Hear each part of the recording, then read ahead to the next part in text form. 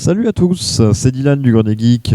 Alors tout d'abord, avant d'attaquer cette petite vidéo, je voulais vous souhaiter une excellente année. Voilà, une excellente année 2018, meilleurs vœux et surtout santé et réussite à tous. Voilà, passé cette parenthèse, aujourd'hui on se retrouve pour un petit unboxing entre guillemets, c'est un re-unboxing donc d'un Lenovo IdeaPad 120S. Alors j'avais besoin d'un Winbook, ce qu'on appelle, c'est-à-dire un ordinateur qui tournait sous Windows 10, mais vraiment un truc vraiment assez léger. Donc j'ai été voir un Leclerc Espace Culturel, ceux qui proposaient. J'ai trouvé cet ordinateur pour moins de 200 euros. On peut dire 200 euros parce que 199 euros et 99 centimes pour moi c'est 200 euros. Voilà, donc je vous présente la boîte de suite. Donc, la boîte est assez neutre, hein, franchement, c'est du carton recyclé. Alors je sais que pas grand monde en aura quelque chose à foutre en fait, mais c'est bien de le souligner quand même, les petits efforts écologiques que font certaines marques, voilà. Donc on peut voir sur les caractéristiques, alors je sais pas si vous allez voir, je vais vous mettre un pet de focus. Donc on peut voir que c'est un Lenovo, donc c'est un processeur Intel Celeron, c'est le N3350 cadencé à 1,1 GHz, mais il arrive à monter à 2,3 GHz ou 4 GHz en boost, ce qui est vraiment pas mal. La RAM c'est de la RAM de 2 Go en LP DDR4, voilà. Donc elle est soulée directement à la carte mère. Le stockage, donc c'est un disque dur SSD donc de 32 Go au format eMMC, voilà. C'est un écran 11 pouces, 6, donc en HD, hein, tout ce qu'il y a de plus standard. Batterie 2 cellules, du Wi-Fi AC, et c'est un système d'origine Windows 10 standard. Voilà. Alors c'est le modèle blanc. Donc on va déballer ça de suite, hein. Donc je vais ouvrir la boîte.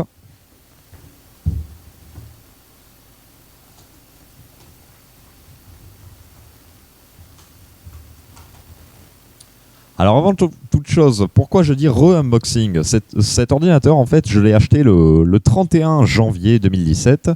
Voilà, et là je tourne la vidéo, actuellement nous sommes le 2 janvier 2018. Du coup je m'en suis un peu servi parce que j'en avais besoin pour mon boulot. Donc en plus ça me permettra avec du recul de vous dire ce qu'il en est de cet ordinateur. Donc tout d'abord nous retrouvons donc l'ordinateur assez bien protégé, que voici, avec ces mousses sur le côté qui vraiment le protègent bien avec un sachet.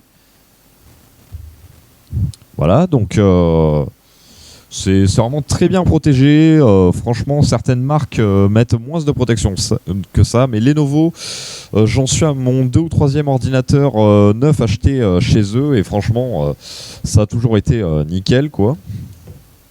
Voilà, donc nous avons de la documentation, hein, tout ce qu'il y a de plus standard, hein, donc les numéros, hein, voilà, contactés pour le support, la mise en service, et là tout ce qui est caractéristique, ça c'est des trucs, je me demande pourquoi ils foutent ça encore et pourquoi ils feraient pas un genre de PDF sur l'ordinateur. Ça serait tellement plus simple, et au moins à la limite je pense que certaines personnes le liraient.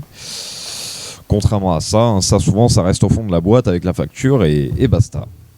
Et ensuite, donc, nous avons un chargeur de cette forme.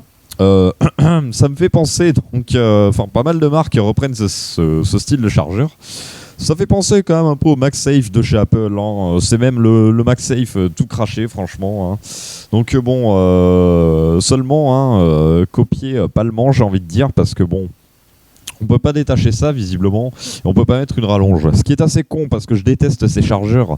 Le câble doit faire 1,50 m, mais celui d'Apple par exemple, en mettant la rallonge, on arrive à 3 mètres.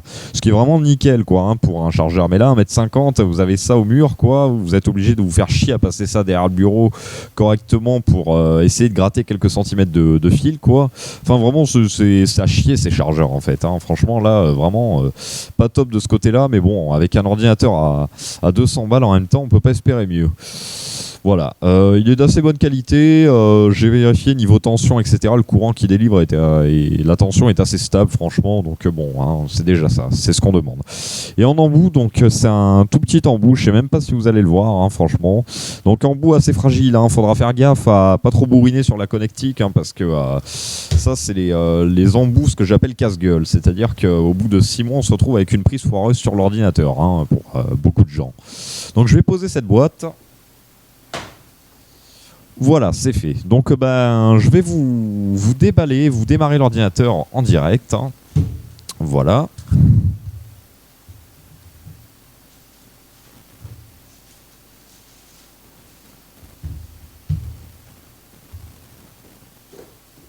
Avant de le démarrer quand même, on va regarder tout ce qui est connectique, hein, dessus. Ça me paraît assez important. De toute façon, il n'y en a pas 36 000. Hein.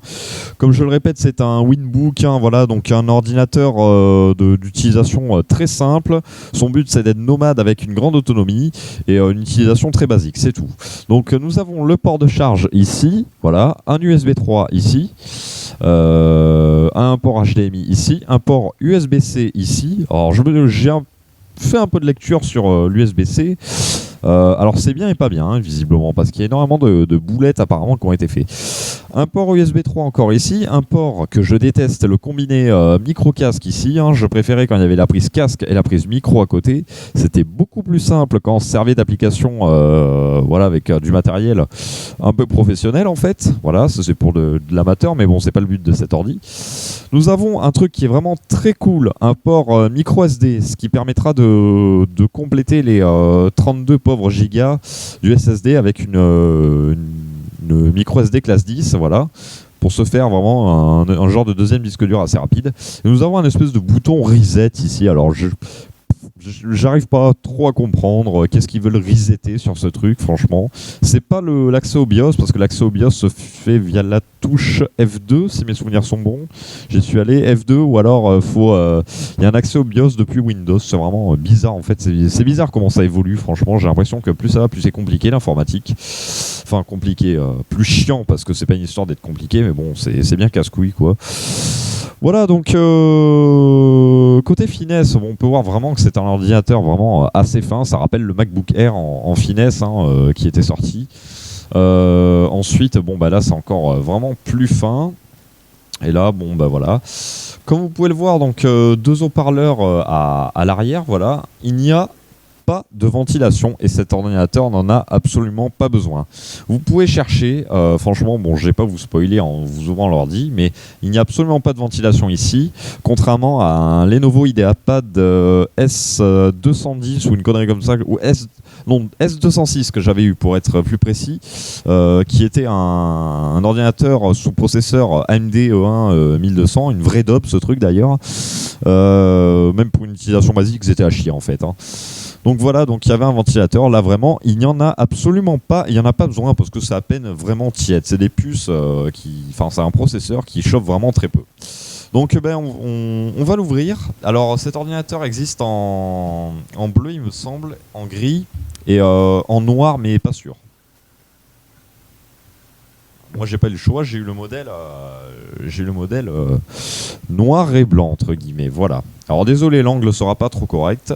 Petite attention de Lenovo, voilà, hein, le truc pour protéger le clavier. Voilà, bon ça je vous l'ai remis hein, pour vous montrer. Donc on va démarrer ça de suite, hein. Alors j'espère que vous allez bien voir. Bon, je vais vous montrer le clavier de près en fait, hein, comme ça après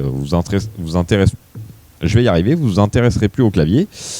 Voilà, donc bon, les touches sont assez confortables à part certaines positions de touches, genre ici.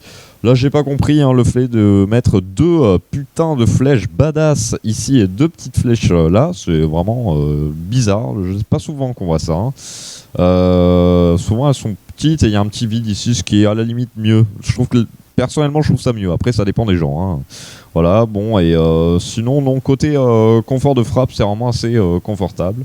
Nous avons le petit sticker ici Intel. On peut voir que le touchpad ou le trackpad, hein, voilà, est assez confortable, hein, franchement, pour un ordinateur. Alors, il est loin d'être d'une précision extrême. Hein. J'ai vu la différence entre mon MacBook en fait et là, hein, c'est sûr que c'est pas comparable. Hein. Mais bon. Ça suffit pour une utilisation classique, hein, pas besoin de plus. Hein. Donc je vais vous le démarrer de suite. Allez, c'est parti.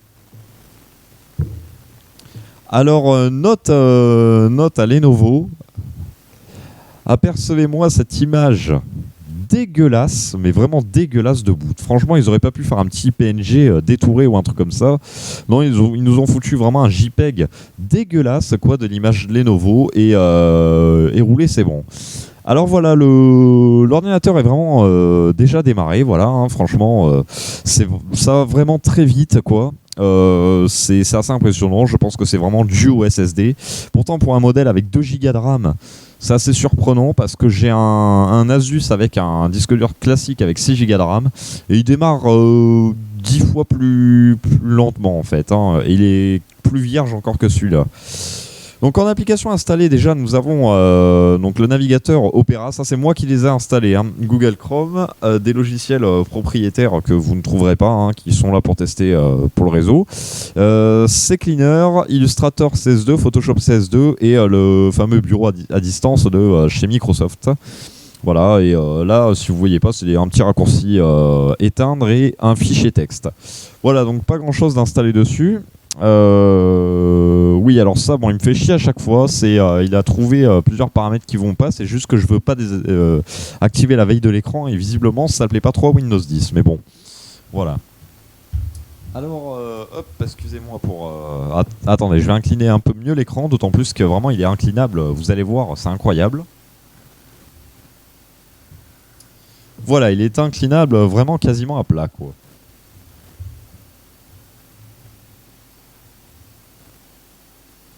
Voilà, je pense que là, c'est l'angle assez idéal pour vous. Je vérifie 2 petites secondes.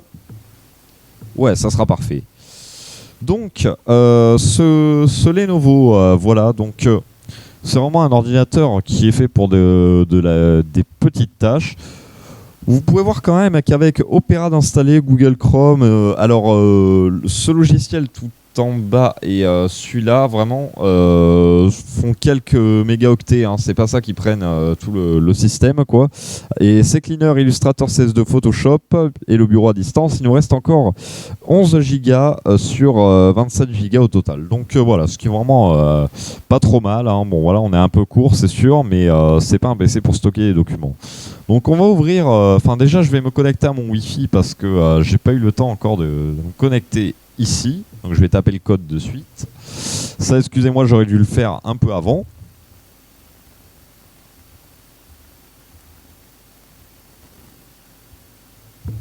Voilà, bon, vous avez vu le code, mais bon, c'est pas grave, hein. Qui est assez simple sur cette borne d'ailleurs, hein, parce que j'ai énormément de réseau chez moi. Voilà. J'ai rajouté un petit voyant en bas, hein, je ne sais pas si ça va se voir, d'activité disque dur en fait, parce qu'effectivement ce que je trouve dommage c'est qu'il n'y a plus de voyant d'activité disque dur sur les nouveaux modèles d'ordi, ce qui est un peu chiant, donc j'en ai mis un dans la barre des tâches. Donc on lance Google Chrome. Voilà, donc bon, alors là ça risque de mettre un peu de temps, non c'est bon. Et vous voyez que c'est vraiment, le chargement est vraiment très rapide, quoi. Franchement, voilà, j'ai été vraiment très très surpris par cet ordinateur. Voilà, donc on va pas faire beaucoup de tests dessus, hein. On va lancer alors, Illustrator CS2 et Photoshop CS2 visiblement ont du mal à passer sous Windows 10. J'ai testé sur cet ordinateur et sur le gros Asus. Il y a des gros problèmes de compatibilité. Alors je vais pas vous l'ouvrir parce que c'est absolument pas représentatif des performances d'un ordinateur. Il y a des problèmes pour ouvrir les pages et tout. Enfin, le logiciel est plus compatible du tout, donc on va pas faire grand test. Voilà, donc on va ouvrir CCleaner, vous voyez que c'est vraiment quasi instantané. Alors maintenant, je souhaiterais rajouter un petit truc, hein, qui est vraiment assez drôle, c'est que, en fait, vous allez me dire, donc, il est sur Microsoft Standard et tu as réussi à installer des logiciels à toi, visiblement, enfin, c'est pas des logiciels à moi, mais de l'administrateur réseau de là où je travaille, voilà. Comment ça se fait? Parce qu'ils sont pas disponibles sur le store, ces logiciels. Alors, vraiment, quand je connais... C'est vraiment pas trop ces Winbook et bon, aussitôt je le démarre, je le configure et là je vais installer un logiciel, ça me dit que c'est pas possible parce que j'ai l'édition standard. Et du coup en passant par le Windows Store, alors je sais pas si c'était la date butoir le 31 janvier, mais on m'a proposé gratuitement de passer en version professionnelle de Windows 10. Chose que j'ai faite et que je ne regrette absolument pas parce que pas de différence au niveau des performances. C'est vraiment, bah voilà, je peux m'en servir comme un ordinateur. De toute façon, j'étais obligé d'être sous Windows 10 Pro pour le boulot, pour accrocher les noms de domaine, etc. Ça, c'est obligé. Donc voilà, comme vous pouvez le voir, vous allez sûrement voir que dalle, mais Windows 10 professionnel, voilà. En édition 64 bits. Donc tout roule vraiment nickel. Alors c'est sûr que ce PC, je vous vois venir, certains vont dire ah oui mais t'en dis que du bien alors que c'est vraiment pas tip top comme truc.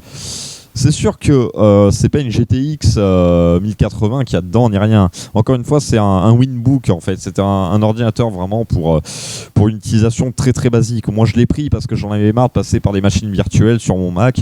Ça me faisait chier de lancer mon Mac, de lancer un parallèle desktop avec un Windows 7 d'installer, de se retrouver à jongler en plusieurs fenêtres. Donc, j'ai pris ce petit netbook, voilà, à 200 € comme ça. Hop, c'est bon, je mets ça dans la petite pochette là où il y a le Mac, voilà. Et c'est parti, quand j'ai besoin d'un Windows, j'allume celui-là.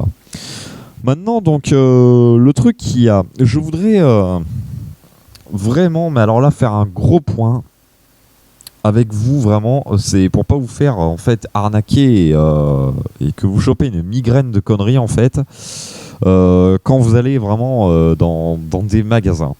Donc ce magasin, l'espace culturel de l'Esper Médoc, pour ceux qui veulent savoir, je le connais vraiment très bien. Je connais aussi la personne qui est embauchée fixe dans ce magasin, qui est très très compétent. Malheureusement, ce jour-là, elle n'était pas là. En revanche, ce Leclerc-là embauche des apprentis, en fait. Il refuse de faire des embauches en CDI pour les questions de coût sûrement. Voilà, un apprenti coûte moins cher à payer, voilà, comme d'habitude. Donc depuis 2-3 ans en fait, il y a des apprentis qui tournent. Et mon Dieu, mais alors mon Dieu, j'ai demandé des renseignements simples, vraiment basiques, parce que j'arrivais, j'ai été acheter cet ordi sur un coup de tête en fait. J'étais décidé ce jour-là, donc j'avais pas eu le temps de rechercher sur internet vraiment les caractéristiques de cet ordi, etc. Et le mec... Mais alors le mec, c'est impressionnant quoi. L'apprenti vraiment, mais on voit qu'il est vraiment apprenti quoi en vente. On voit que c'est de la vente, mais le mec, faut pas le foutre en rayon informatique. Mais des comme ça, il y en a beaucoup. Alors déjà, bon, je commence à vouloir me renseigner. Ok, on peut pas savoir tout sur les modèles. Mais bon, il y a des questions justement. C'est pour tester les vendeurs que je fais ça. Des questions pièges. Ce modèle-là, je savais très bien que c'était un modèle avec un SSD dedans. De par sa capacité, les disques durs à plateau 32 Go, ça fait très très longtemps qu'ils n'en fabriquent plus. Maintenant c'est du 500 Go voire 1 Tera minimum, voilà. Ou peut-être 750 Go, peut-être qu'il en reste encore, mais voilà, c'est des grandes entre guillemets capacités. Donc 32 Go, faire un disque dur à plateau de 32 Go sera absolument pas rentable en fait. Pour info, les disques durs de 20-30 Go, c'était des disques durs qui étaient sortis en année 2000 avec l'interface IDE. Voilà. Donc le mec, je lui demande, bonjour, etc. Bon, est-ce que c'est un disque dur à plateau ou un SSD dedans? Et là, le mec me sort, c'est un disque dur traditionnel. Bon, aïe, déjà je me dis, le mec, déjà il limite rien en informatique. Alors bon, je commence à pousser un peu, il y avait ce modèle justement qui est exposé, mais voilà, dans ce Leclerc, pas possible de le tester parce qu'il n'y avait pas le chargeur. Super, c'est sûr que brancher un chargeur, ça prend énormément de temps, quoi. Donc je teste un Acer à côté, un petit Acer qui avait... alors j'ai pas pris cette marque parce que j'aime pas trop, voilà. Lenovo est une valeur à peu près sûre, vraiment. Donc même pour les produits bas de gamme, au passage. Donc il y avait un petit Acer, donc j'ai testé un peu le Windows 10 avec si peu de configuration. Et bon déjà, ça m'étonne pas. C'était planté en fait, planté totalement. Donc le mec essaie de galérer en fait à déplanter le truc, etc. Bon, je vois que c'est vraiment une bille en informatique, donc bon, je dis vous inquiétez pas, je vais m'en débrouiller. Puis effectivement, je m'en débrouille quoi. Et le mec, j'ai vu à un moment donné qu'il était derrière moi, je l'ai vu dans le reflet de l'écran, qui faisait des billes assez énormes quoi, parce que bon, pour un débugage simple de Windows, honnêtement, je me suis pas pris la tête. En fait, le truc, c'était la présentation de Leclerc en fait sur l'ordinateur qui faisait tout foirer. Donc, le but était de choper en fait avant que ça arrive, avec la lenteur entre guillemets de l'ordinateur parce qu'il était bien chargé, dans les services en fait fouiller pour stopper le service avant qu'il arrive. Voilà, en redémarrant l'ordi. Tout aussi bête que ça. Et le mec, on dirait qu'il avait jamais vu un gestionnaire de tâches de sa vie. Donc voilà. Donc bon, il y avait ça. Il y a aussi la RAM. La RAM, bon, j'avais un petit doute. Je me suis dit, à mon avis, ça doit être de la RAM soudée, mais on va demander quand même. J'avais pas la boîte en magasin, parce que là, effectivement, on a bien plus de détails que le vendeur a pu m'en donner sur la boîte. Il y avait que le modèle d'Expo, comme ça, comme sur tous les ordis dans ce magasin. Il n'y a pas les boîtes. Donc, je demande si la RAM est soudée et de ça, et le mec, enfin. Mais je sentais qu'il n'était pas sûr de lui. M'a dit ah bah sur tous les modèles, je crois que voilà maintenant tout est soudé. Voilà, donc bon, le truc, le coup de gueule que j'ai à passer en fait. Donc en fait, j'ai carrément tapé la référence de l'ordinateur sur Google. Voilà, j'ai trouvé une vidéo YouTube et du mec qui avait démonté son Lenovo IdeaPad 120S, et j'ai pu voir les entrailles de la bête qui me parlaient beaucoup plus que le vendeur. Le truc qu'il y a vraiment, c'est qu'à la limite, voilà, c'est un coup de gueule que j'ai à passer. Si vraiment vous avez un ordinateur à acheter avant et que vous avez un modèle, enfin maintenant tout le monde a des forfaits avec internet dessus. N'hésitez pas plutôt à consulter sur internet les avis, le matériel pour ceux qui veulent changer, faire des upgrades plus tard, voilà, donc savoir quelle configuration c'est dedans, que de demander au vendeur. Alors forcément, les bons vont prendre pour les mauvais, et ça me fait chier pour mon collègue justement qui travaille là-bas. En même temps, il dirait pas non que je fasse cette vidéo, je pense, parce que c'est une personne très honnête, mais franchement, je pense qu'il y a plus de mauvais que de bons, parce que à part ce mec-là qui est mon collègue, mon ami, quoi, tous les apprentis à qui j'ai eu affaire et tous les autres personnels ne savent absolument pas conseiller en fait. Voilà, c'est vous leur demandez pour quelle utilisation, à la limite ils vont vous répondre, mais après, si vous commencez à rentrer dans les détails, quel type de RAM c'est, quelle est la fréquence de la RAM, etc. Alors là, c'est le vide total, voilà. Donc voilà, j'espère que cet unboxing, re-unboxing vous aura plu. Désolé de ne pas avoir trop sorti de vidéo en décembre, franchement j'ai été occupé de partout, j'ai absolument pas eu le temps de vous souhaiter bonne fête quoi que ce soit, mais bon, je me rattrape en faisant un bon unboxing cette année. Voilà, donc encore plein de bonnes choses à venir, je pense, cette année. Et voilà, bon, bah, c'est tout ce que j'avais à dire. Moi, je vous dis salut à tous et à la prochaine. Alors désolé, petite parenthèse, voilà, donc j'avais déjà enlevé le micro, etc. Parenthèse que je vais essayer de faire en 30 secondes. J'ai juste oublié un petit point qui me paraît essentiel à vous préciser, c'est l'autonomie. Donc l'autonomie avec une charge moyenne, alors c'est-à-dire une petite utilisation avec Google Chrome, etc., sans vidéo YouTube ni rien, nous arrivons à talonner vraiment 8 heures, 8 heures et demie, voire quasiment 9 heures d'autonomie, ce qui est juste énorme. Après, en utilisation un peu plus poussée, c'est-à-dire avec du YouTube, de la vidéo, des applications assez lourdes, etc., là où le processeur est pas mal sollicité et le GPU aussi, entre guillemets, là, c'est plutôt entre 6-7 heures. Mais j'ai pas réussi vraiment à faire moins avec luminosité à fond et Wi-Fi et bien sûr Bluetooth. Voilà, donc vraiment très bonne autonomie pour ce modèle. Je m'excuse pour ce petit oubli et je vous dis salut à tous et à la prochaine.